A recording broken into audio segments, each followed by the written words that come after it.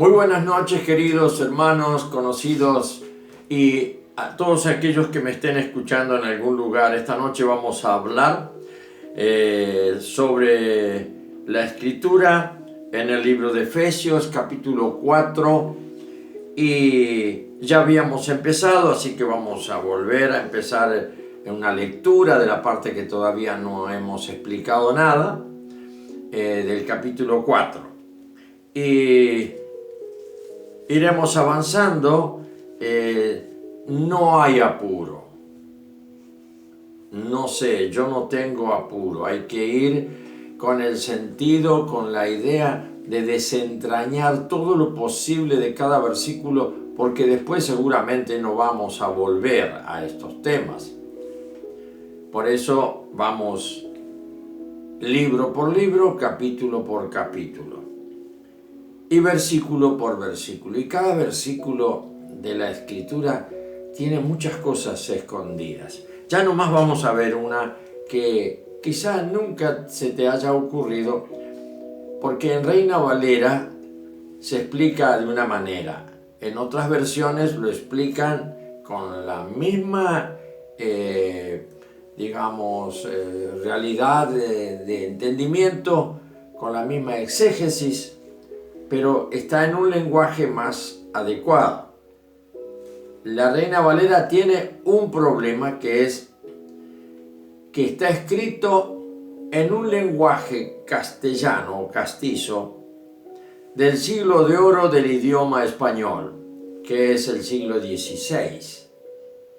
Por lo tanto, tenemos que meternos al siglo XVI primero para poder entender o poder guiarnos por Reina Valera 60, que es la que yo manejo. Tengo la contemporánea, tengo un montón de Biblias y versiones, pero no puedo dejar la Reina Valera porque no sé si al que lleva una versión le resulta fácil memorizar otras versiones. Así que yo me manejo con la 60 y vivo consultando un montón de versiones que tengo de distintas etapas, de distintos tiempos, actualizados, lenguaje actual, etcétera, etcétera. Y voy viendo y encontrando que Reina Valera, por ser una escritura del siglo XVI, una versión del siglo XVI, tiene esa especialidad del idioma castellano, que es que con pocas palabras te dice muchas cosas. En cambio, otras versiones actualizadas tienen que desmenuzar conceptos o palabras y los versículos se hacen más largos, son más explicativos. Creo que es bueno también eso, sin dejar de expresar el sentido que tiene cada versículo en su mensaje espiritual. Encontramos que el capítulo 4 de Efesios tiene un título, y fíjense que en la Biblia no hay títulos, los títulos los ponen los que hacen la versión, por darle un sentido al párrafo explicativo de los capítulos. Así que Reina Valera 60 tiene la unidad del Espíritu, una especie de 4 palabras que nos dan la síntesis de lo que el apóstol Pablo quiso llevar adelante en este escrito del capítulo 4 del libro de Efesios. Está preso Pablo, está preso en serio, lo metieron preso en serio. No vamos a volver atrás, que habla toda la explicación y la historia que nosotros podemos ver en Hechos de cuáles son sus viajes, donde iba por las iglesias, los judíos lo metían preso, lo apaleaban, salía y lo volvían a apalear y todo esto. La historia de Pablo es otra cosa maravillosa, gloriosa, que el Señor nos pone para que también lo consideremos en alguna oportunidad. Pero acá está preso. Yo pues, preso en el Señor, os ruego que ustedes anden como es digno de la vocación con que ustedes fueron llamados. Esto ya lo vimos, ya lo explicamos. Agrega, versículo 2, con toda humildad y mansedumbre. Pareciera que el apóstol está describiendo esa iglesia con sus características, y la iglesia de Éfeso tenía peculiares características que están subrayadas a la inversa. Cuando dice con toda humildad, está diciendo tengan cuidado con el espíritu de soberbia espiritual. Cuando dice mansedumbre, quiere decir tómenlo esto, ¿no?, como palabra del Señor, bajo santo temor de Dios, y no en forma petulante, agresiva o lo que fuere. Y hay otra palabra más que se agrega acá, soportándoos, o sea, sopórtense, vendríamos a decir hoy, sopórtense. Y acá está la palabra que yo les decía, la idea del apóstol Pablo, les había comentado anteriormente, que nosotros tenemos como sinónimo de la palabra soportar, es la palabra aguantar. Y nosotros vivimos muchísimas veces aguantando situaciones. Yo aguanto a mi hermano porque en realidad no lo aguanto, pero lo aguanto. No sé, no me cae bien. Lo tengo en la mira. Ante cualquier circunstancia de un personaje parecido, me acuerdo de él y no puedo. No me puedo arrimar. Yo he hecho todo lo posible, pero explícame de una manera más simple. Decimos, no tengo feeling con esta persona. Será mi hermano, será cristiano, será bautizado, pero no sé qué tiene que no va conmigo. Tiene algo que no va conmigo. Y no me ha ofendido, pero he pescado, he podido captar ciertas características de su personalidad y no me gustan. Entonces no se aviene con mi manera de ser. Él no se aviene con mi caracterología y por lo tanto mantengo una distancia. Y por eso lo aguanto. No es el sentido que el apóstol pone acá. Acá la palabra soportar viene por el otro lado. Y le voy a explicar que directamente lo que vamos a usar es manejar un soporte. Y si yo tengo una mesa renga, le aprieto en un ángulo y se balancea despegándose una patita del suelo o del piso. Entonces yo veo que ahí hace falta equilibrio, hace falta algo que le sostenga. Yo quiero ser esa maderita puesta para mi hermano, para que no renguee como una mesa donde el Señor pone cosas valiosas por la fe que le ha dado y por lo que significa que Él pertenezca a la iglesia del Señor. Así que yo tengo que pasar por encima de lo que me acontece cuando lo veo, cuando lo escucho hablar. No me cae bien. Lo aguanto. No lo aguantes. Es más duro lo que te toca hacer, mi hermano. No lo esquives. Aportá. Y trata de ser un soporte a la deficiencia de tu hermano. Este es un sentido diferente, ¿no? Es muy, pero muy diferente.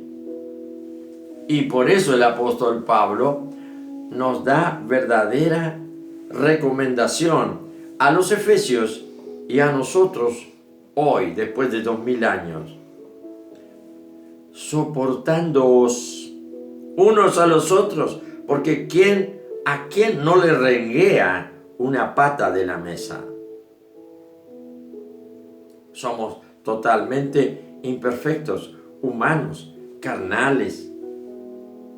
Cada uno en su lugar está procurando responder al Señor y recibir del Señor la gracia de poder obedecerle. Y dice soportándoos, poniendo soporte al hermano, cubriendo al hermano, cubriéndolo en todo. A veces con una pequeña indiferencia no lo hemos cubierto a esa opinión de otro, porque él tiene tal defecto. Tiene tantas cualidades que con su pequeño defecto lo arruina todo. Vamos a cubrirle ese defecto, exaltando sus cualidades y sus virtudes delante del Señor. Y quizás otro tenga que hacer lo mismo con nosotros y todavía no nos hemos dado cuenta, porque somos todos iguales, hijos de Adán, dependiendo de nuestras carnalidades, más que del Señor, y así andamos, pero no tropecemos en la relación con nuestros hermanos. Que podamos orar y llevar ese amor celestial para cubrir a nuestros hermanos en la iglesia, en la relación, y también saber callar.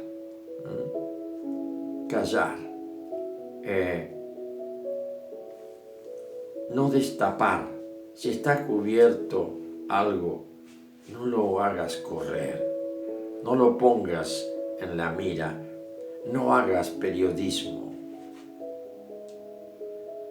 En honor a la verdad, no lo digas.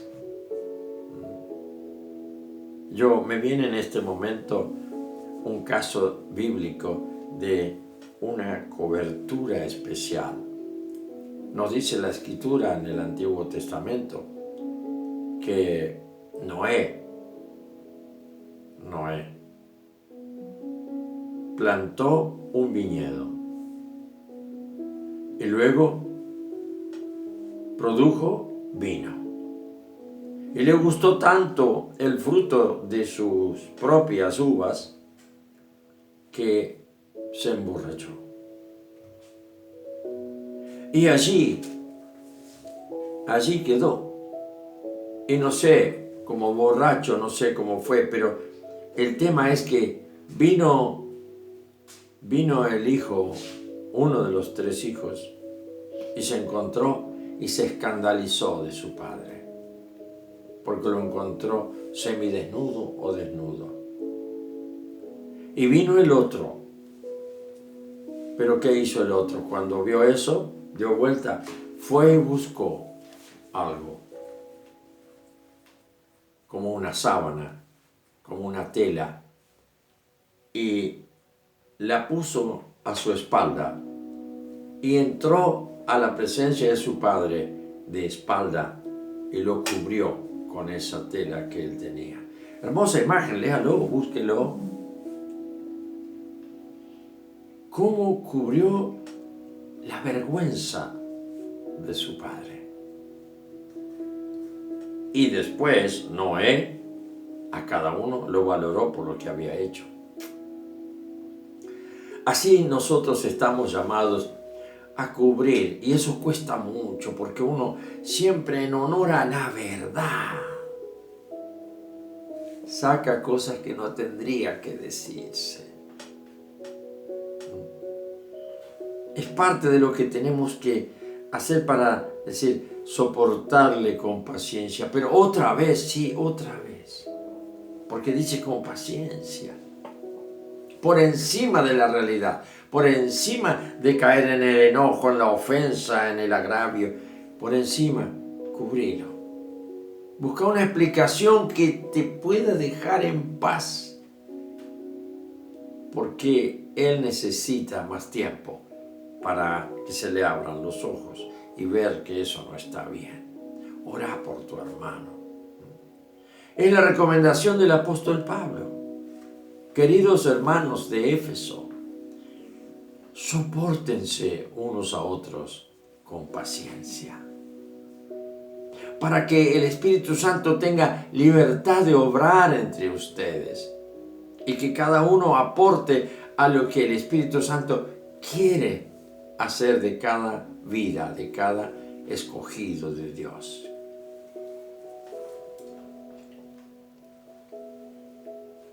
Y dice, soportándoos con paciencia los unos a los otros.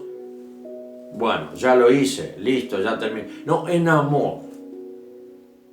Termina el versículo en amor. Señor, gracias, porque pude pasar por encima de mis pensamientos que decían tal y cual cosa, el derecho que yo tengo, siempre igual, ¿cuándo va a cambiar? Nunca. Paciencia. Señor, dame paciencia para tratar con mis hermanos. Y que cuando aparece yo no le saque una sonrisa hipócrita. Dame, Señor, que yo pueda ser sincero, sabiendo que está mal, sabiendo que es así. ¿Cómo cuesta, mis hermanos? Porque nosotros somos justicieros, porque queremos que todo sea como nosotros vemos que tiene que hacer. Y si hemos llegado a superar algo, no vamos a pensar nunca que alguien puso un soporte en nuestra vida. Un hermano un día puso un soporte en nuestra vida. Una vez, un hermano puede haber venido y decirme, ¿sabes qué? Si podés, esto, evítalo. Porque yo también pasé por lo mismo. Y alguien me advirtió con amor. Ahí está. Con amor, me advirtió que eso no agradaba al Señor y que yo estaba estancado por solo ese punto. Vos tenés mucho del Señor, vos podés crecer mucho en el Señor, pero este punto, y es lo que me pasaba a mí. Entonces, nunca ir con el martillo del juez, sino con el amor que te brota de la experiencia de lo que Dios ya hizo en tu vida. Ese es el aporte o el soporte.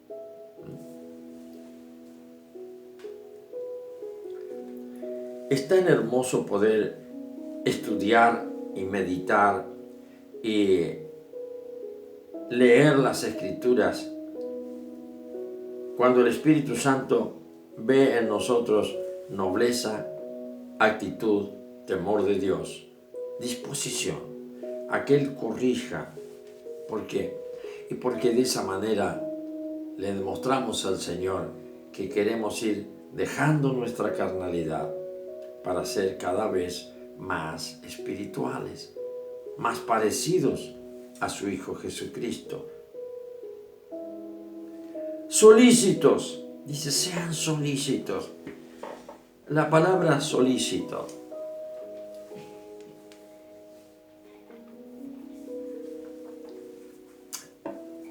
me viene que un sinónimo podría ser estén dispuestos siempre, prontos a, abiertos a, dinámicos para. Eso es solicitud. Adelantate. Adelantate en el servicio de atención a tu hermano. Y esto no a ese que te sonríe, con el cual podés conversar. Hacelo con aquel que no te traga tampoco. mostrale algo que vos le amás. Mostrale de alguna manera. Solícitos, abiertos. No te cierres a ese juego de ida y vuelta con la conducta de fulano y venga. Volá, subite a una escalera y mirá de arriba las cosas. Y no te digo que te pongas a averiguar por qué será así. Porque esa es una de las preguntas que uno se hace. ¿Por qué será así? ¿Sabes cuántas cosas hay escondidas en la historia de cada hermano, de cada ser humano? Porque Él lleva allá adentro algo para sanar y que no expone a que el Espíritu Santo pueda hacerlo. Tiene una bronca escondida del pasado, tiene una insatisfacción, o tiene un modelo que entró y se quedó ahí, un modelo de padre, un modelo de madre, un modelo, y no sabe cómo subsanar eso. Siente que esa figura que está en su historia, no sabe explicarlo, pero alguien se da cuenta. Tiene que haber una causa de por qué es así. Reaccionario, hipócrita. ¿Por qué será? O tosudo, o duro, o soberbio, o cree que es un engreído. ¿Por qué? Y porque justamente él no tiene un valor que no sea el agrandarse para superarse a sí mismo. Hay muchas razones. Pasemos por encima de todas las razones que puede tener una persona. Si no es tu hermano en la fe, bueno, entonces orá por él. Pero si es tu hermano en la fe, orá mucho más. Para que el Señor lo santifique, lo purifique, lo ordene por dentro, lo sane de un pasado que quizás nosotros no alcanzamos a advertir que son las causas. Ese pasado tiene causas y nosotros vemos los efectos y el Señor quiere sanar esas causas. Pongamos un soporte para que Él en algún momento sea sanado de algún recuerdo que le perturba y que le hace actuar como actúa. Para decirle, tenés muchos valores, tenés muchas cosas positivas, el Señor te ama y vos amás mucho al Señor, yo también. ¿Por qué no nos abrazamos y le amamos juntos, le alabamos juntos? Y el Señor va a seguir su obra sin que nosotros estemos mirándonos como si fuéramos diferentes. Somos uno en Cristo. Ese es el centro de la iglesia. Tantas cosas en donde no nos damos cuenta que el espíritu del mundo está gobernando nuestra vida de fe. Porque hay que morir.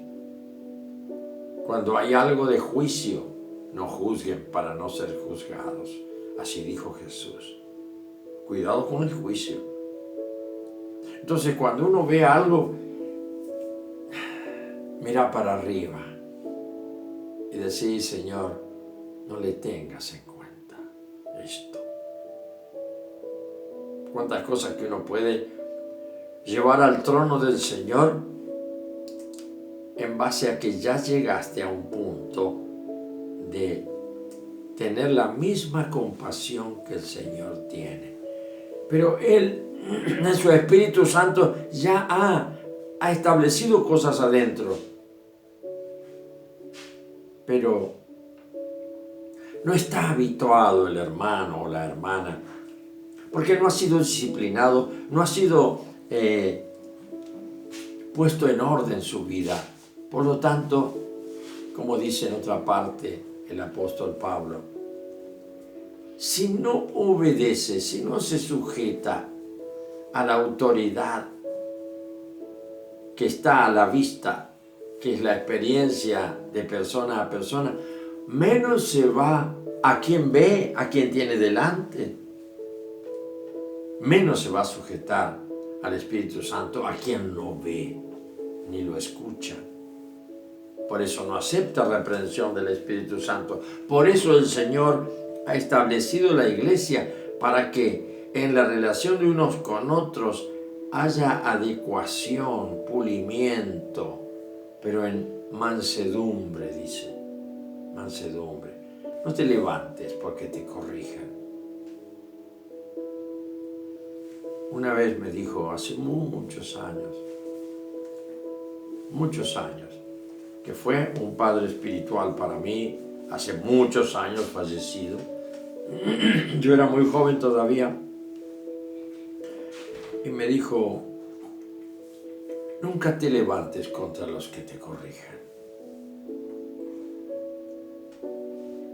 Y yo tenía empaquetadas algunas cosas.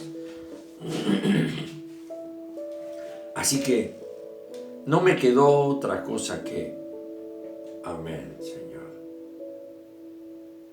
Y me fui al lugar del rincón donde tenía varias cosas ya en cajitas, lacradas, como reclamos, como falta de amor.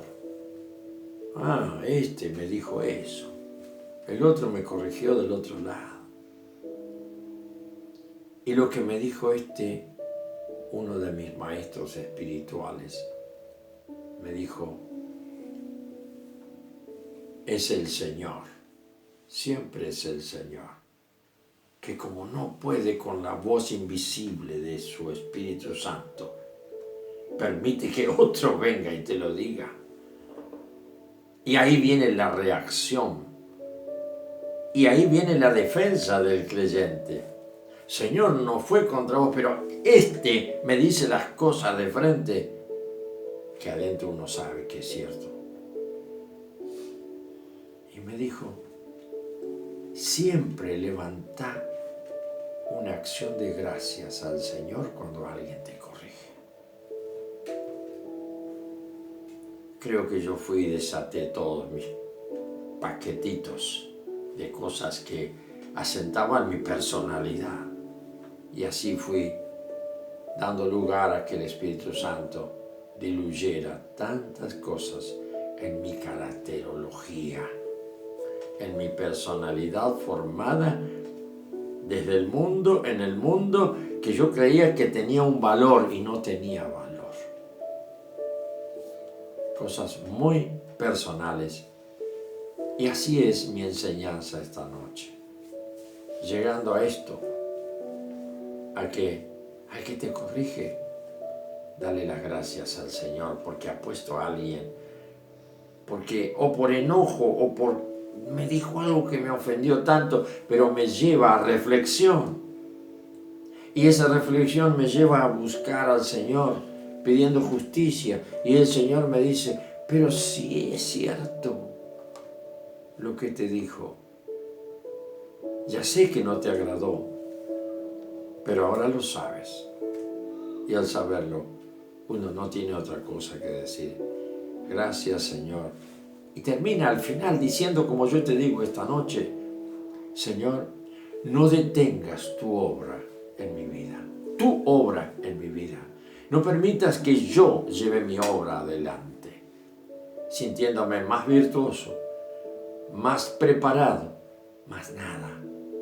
Señor, no detengas tu obra a través de los tiempos que me quedan en este mundo.